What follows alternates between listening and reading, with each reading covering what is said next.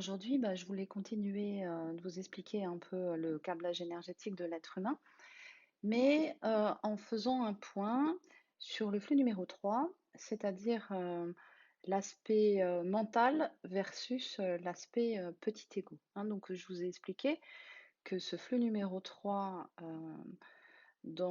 pour un être humain en évolution, il est, tourné vers le 4, et pour un être humain qui est en involution, il est tourné vers, le 2 et vers le 1.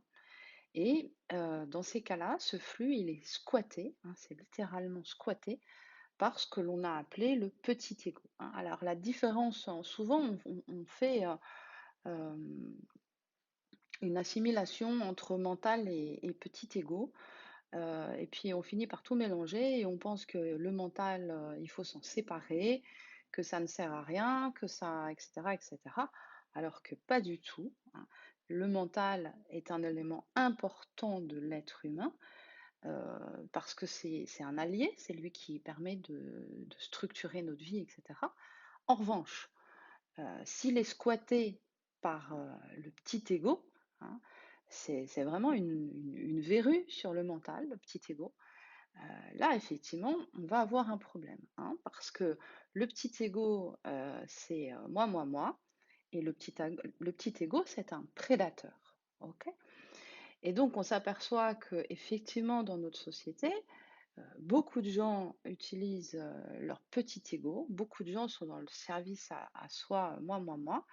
Cette notion de prédateur, on en entend de plus en plus parler, et qui dit prédateur dit aussi manipulation, hein. Alors, le mental, lui, en fait, il vient utiliser les flux un, 2 et 3.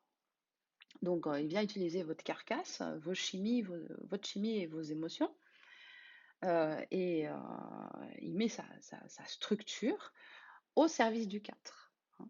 Vraiment, il est au service de l'esprit. Heu, Là, l'individu a compris qu'il était un être spirituel qui était en train de vivre une expérience dans la matière, et donc la matière se prête au jeu, et c'est le mental qui drive ça au service, de notre esprit. Et donc ça, c'est une dynamique évidemment qui est une dynamique évolutive, c'est une dynamique qui nous fait grandir. Et en fait, le mental utilise, via, hein, le moteur de l'humain, donc via le flux 4, vos talents, votre unicité, hein. C'est vraiment, qui vous êtes en profondeur, pour vous, hein, pour faire grandir, vous permettre de rayonner, vous permettre de toucher, ce qu'on appelle votre accomplissement, dans l'abondance, la joie, l'enthousiasme et la pleine santé. Et ça vous permet également, hein, de faire grandir la communauté qui est autour de vous, et on peut même aller plus loin, hein, c'est-à-dire qu'on fait grandir aussi, notre matière, hein. C'est l'idée de spiritualiser la matière et aussi, faire grandir l'humanité. En revanche, quand c'est le petit ego qui est aux commandes, là, on est dans un autre cas de figure, parce qu'en fait, ce petit ego vient utiliser le flux 1, le flux 2 et le flux 3 à son propre service. Croyez pas que c'est à votre service à vous en tant qu'être humain, c'est à son petit service à lui. Et donc finalement, comme il est prédateur, il va vous détruire, hein, parce qu'il va utiliser toutes vos failles contre vous et aussi contre votre communauté. Parce qu'en fait, comme c'est moi, vous allez, avoir tendance à manipuler, à chercher à obtenir, à chercher à gagner, à chercher à vous frayer un chemin. Vous êtes très peu dans le partage, et cetera, hein. Donc, qu'est-ce que je peux vous donner comme exemple, en fait, pour vous permettre de comprendre ça? Le petit ego va utiliser vos failles. C'est-à-dire qu'en fait, une des premières failles qu'on retrouve dans le flux numéro 1, c'est, cette notion de satisfaction, immédiate. Il y a une grande différence entre, «J'ai envie de ça, je le veux tout de suite et c'est maintenant», sans penser aux conséquences, et accepter une satisfaction différée qui est plus, une réflexion mentale, où là, en fait, on va dire: «Bah non, je vais, un petit peu faire attention maintenant, heu, soit avec mon argent, soit avec ma nourriture, pour, pouvoir obtenir plus tard ou mieux plus tard, hein. Donc, la satisfaction, différée est quelque chose qui, est précieux, qui vient de votre mental, qui vient d'une réflexion. Le petit ego, c'est lui qui va vous pousser, alors que vous êtes au régime, à aller chercher dans le frigo, une deuxième part de glace parce que, mais non, c'est pas grave, c'est bien maintenant, ah ouais, non, j'en ai envie, hein. Le petit ego va aussi vous faire croire, toujours dans ce flux numéro 1, qui est un flux de survie aussi, hein. Il y a une pulsion de vie qui est importante, donc on va vous faire croire que, vous risquez, de mourir, de ne plus vous en sortir, de ne pas y arriver, heu, si, la personne que vous aimez, est partie ou vous tourne le dos. Heu, c'est ce qu'on entend, «Sans mon conjoint ou sans mon ami ou sans mes enfants ou sans ma maison, je ne suis plus rien». Mais ça, c'est un leurre complet du petit ego. C'est ça qui fait que vous allez mettre en route toute une machinerie pour, manipuler et aller chercher, récupérer vos possessions, hein. Ça c'est, le flux numéro 2 est très sensible à ça, puisque le flux numéro 2 c'est la notion de famille, de communauté, hem, c'est très maternel aussi comme flux.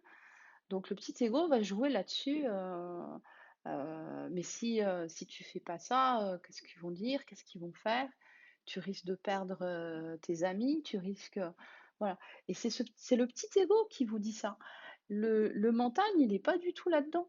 Le mental, lui, il va chercher à équilibrer, hein, c'est une structure, il va chercher à équilibrer, à envisager, des relations, gagnant-gagnant. C'est-à-dire, bon, bah, moi j'ai ces besoins-là, l'autre a ces besoins-là, l'autre m'appartient pas. Par contre, j'aimerais bien pouvoir continuer à être en échange avec. Bon, bah, on va essayer de trouver une relation gagnant, on va essayer de trouver, un équilibre, hein. Ça, le petit ego, il est juste incapable de faire. C'est-à-dire que le petit ego, c'est vraiment une verrue sur votre mental qui est dans un stade d'immaturité totale. Ce qui veut dire en fait que, ben, finalement votre santé, si elle est dirigée par le petit ego, ben, quand il va falloir faire de l'exercice physique, ouais, bon, bah, satisfaction immédiate, j'ai plutôt envie de me larver devant la télé. Je ferai ça plus tard. Là, votre petit ego, il a gagné. Il sera pas détrôné, c'est lui le patron. Votre santé aussi, elle va souffrir quand on va vous dire, ben, ce serait bien quand même, de faire attention à l'alimentation, de réfléchir un peu à modifier, les habitudes et tout ça. Oh non, le petit ego, lui, il sait. Il sait que, ce qui est bon, c'est ce qui est facile, il va en faire qu'à sa tête. Et donc en fait, il va vous siphonner petit à petit et vous allez avoir l'impression d'être, finalement victime de beaucoup de choses, alors qu'en fait, vous êtes juste victime de cette verrue qui s'est bloquée sur votre flux mental et qui empêche votre mental de raisonner, avec sa structure géométrique équilibrée, hein. Et ça, c'est vraiment, c'est un gros piège parce que, dès qu'il va falloir faire, un effort, dès qu'il va falloir changer une habitude, dès qu'il va falloir que vous acceptiez, qu'il y a beaucoup de choses que vous avez apprises et qu'il faut désapprendre, dès que finalement, le petit ego va se sentir, en position d'infériorité, qui sera plus écouté, qui sera plus le petit roi qui fait tout ce qu'il veut à l'intérieur de vous, il va se mettre en rébellion et pour être en rébellion, il est capable de vous faire croire tout un tas de conneries, mais vraiment. Il est capable de vous faire monter des films. Il est capable de faire en sorte que, dans votre boîte à pensées là, il y ait, tout un tas de paranoïa, de crainte, de peur, qui viennent se réveiller. Parce que si vous n'arrivez pas à prendre de la distance et à faire le point en disant: «Mais ça, est-ce que c'est vraiment moi?» avec, mes réflexions mentales et avec mon cœur, hein, on a vu, hein, flux 4 est important pour, équilibrer le 3. Ou est-ce que c'est, vraiment, le sale môme qui est venu me squatter, qui parle? Si vous n'arrivez pas à prendre ce recul-là, bah, ça va être super compliqué pour vous parce que à chaque fois que vous allez vouloir changer une habitude ou faire un pas en avant, modifier une croyance, vous former sur autre chose, hem, ou alors, rencontrer des gens, qui sont aussi, dans le petit ego et qui vont chercher à vous faire du mal et cetera, et ben, soit vous allez, démarrer au quart de tour, soit vous allez baisser les bras, mais dans tous les cas, vous n'aurez pas une réaction, équilibrée, hein. C'est clair que le petit ego, il est, très, très sollicité, dans la vie quotidienne parce que, bah, il doit montrer qu'il est le plus fort, il doit le montrer que lui, il sait. Il doit montrer que, bah, ouais, bah, attends, on va pas me la faire à moi, hein. Donc, de ce fait-là, ah bah, on va tout de suite démarrer au quart de tour, oui, pour qui il se prend et machin et cetera et puis t'as vu, puis si, puis alors parce que le petit ego, c'est, jugement, comparaison, critique, hein. On connaît pas la personne, on n'a jamais discuté avec, mais ça y est, elle est étiquetée, catégorisée. Tout ça, c'est petit ego. Et tant que celui-là, vous le mettrez pas en veilleuse et que vous lui ferez pas la peau, bah, vous aurez du mal à sortir de ce mode, involutif et destructeur, pour aller vers, votre flux numéro 4, c'est-à-dire pour vous intérioriser et connecter votre esprit. Et ça, c'est vraiment, à tous les niveaux de votre existence, hein. C'est pas juste au niveau des relations interpersonnelles. Ça, le petit ego, il va jouer sur votre façon de manger, votre façon de faire du sport, votre façon de vous habiller, votre façon de dépenser votre argent. Il est capable de vous faire dépenser des fortunes pour paraître. Il est capable de vous faire dépenser des fortunes pour avoir raison, hein, que ce soit en frais d'avocat, en justice, et cetera. Le petit ego, il est capable aussi de vous pourrir votre sommeil, il est capable de vous pourrir votre santé. C'est lui qui vous fait avoir des peurs et on verra à quel point les peurs ont un impact sur votre santé, voire même jusque sur votre ADN, hein. Le petit ego, il est capable de vous faire avaler n'importe quelle cochonnerie parce que vous avez peur. Peur du regard des autres, peur de perdre, peur pour votre survie, peur de ne plus être dans la norme, peur de vous retrouver seul, peur de la mort, et cetera, hein. Et évidemment, hein, le petit ego, il est, prédateur et manipulateur, c'est-à-dire qu'il vous manipule et il manipule les autres. Mais il faut comprendre que dans une société qui veut faire fonctionner l'humain comme elle en a envie, le petit ego de chaque humain est une prise directe pour le manipuler, hein. Donc il suffit de jouer sur votre petit ego pour vous faire avaler n'importe quelle salade et vous faire accepter n'importe quelle imbécilité. Donc on est capable de vous vendre n'importe quoi, on est capable de vous faire faire n'importe quoi juste en stimulant votre petit ego.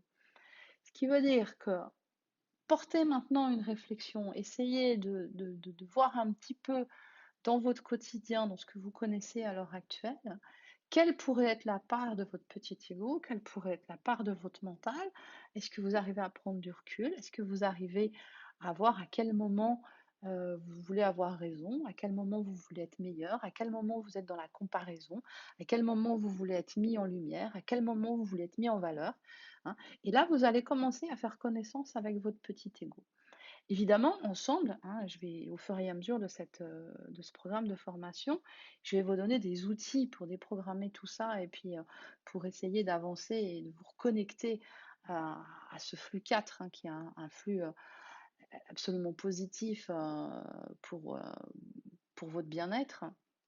On va avancer, mais dès maintenant, vous pouvez déjà faire un petit travail d'introspection pour essayer, à la lumière de ce que je viens de vous dire, de faire un peu le tri entre, qu'est-ce qui se passe dans votre quotidien au niveau mental? Est-ce que c'est vraiment au niveau mental? Ce serait peut-être pas plutôt le petit ego? Et puis j'aimerais également que vous portiez une autre réflexion.